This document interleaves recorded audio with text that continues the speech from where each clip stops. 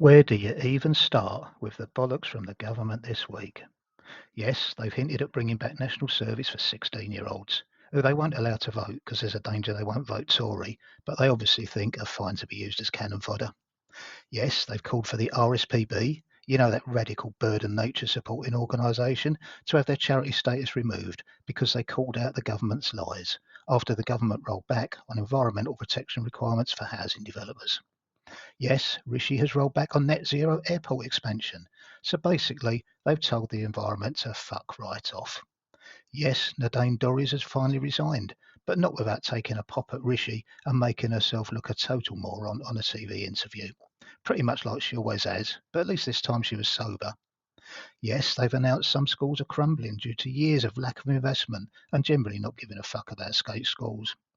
So kids will have to work remotely or in temporary accommodation, which schools might have to fund. To be fair, the problem's only been known about since 2018, when, luckily over a weekend, a classroom collapsed. So the government have only had 5 years to act. But they've said they're now working in the interests of children's safety, as if that's something they shouldn't be doing already. Remember when the government criticised striking teachers because it meant parents would have to find alternative childcare or miss work? It's no fucking different. Yes, they've announced the police will follow up on leads and prosecute crimes. I have no words, except to ask if it'll include investigating Michelle Mone and Tory MPs and donors over the PPE scandal crimes. Speaking of which, it's been revealed that beds bought for the COVID Nightingale hospitals at £2.5 grand each have been sold off at £6 each. At the same time, Ian Duncan Smith has condoned damaging ULEZ cameras. Let that sink in. A serving Tory MP who criticises peaceful environmental protest encourages violent protest that damages the environment. And Michael Fabricant has reported a judge's decision to let off protesters who target an arms manufacturer, proving yet again that the party of law and order doesn't respect the law. They've also announced a policy to take zombie knives off the streets for the sixth time. The other 5 times didn't work, surprisingly, so don't hold your breath. But I think they've hit rock bottom by appointing Grant Shapps as Defence Secretary.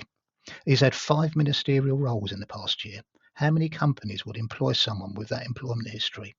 He has no military background, although he did give interviews as Transport Secretary with a Union Jack in the background. He's also known for selling get rich quick schemes under false names on the internet. Why wouldn't Rishi appoint him? It's a perfect CV for dealing with life or death negotiations. I feel safer already. And you know that someone who's only got the job because he's a Rishi supporter will be making decisions in the best interests of the military and never doing just what suits his boss. Military budget cuts incoming. In other news, tax evading ex-Tory minister Nadeem Zahawi has been put in charge of the Telegraph newspapers, which might lead the sceptics to suggest they're not totally impartial. Prince Andrew is back in the royal fold, proving without doubt that being a sexual predator is seen by the royals as less of a sin than upsetting their family. And a man has been sentenced to death by Mohammed bin Salman, but will still be welcoming that human rights abuser to the UK. Fuck me, I can't wait to see what the next week brings.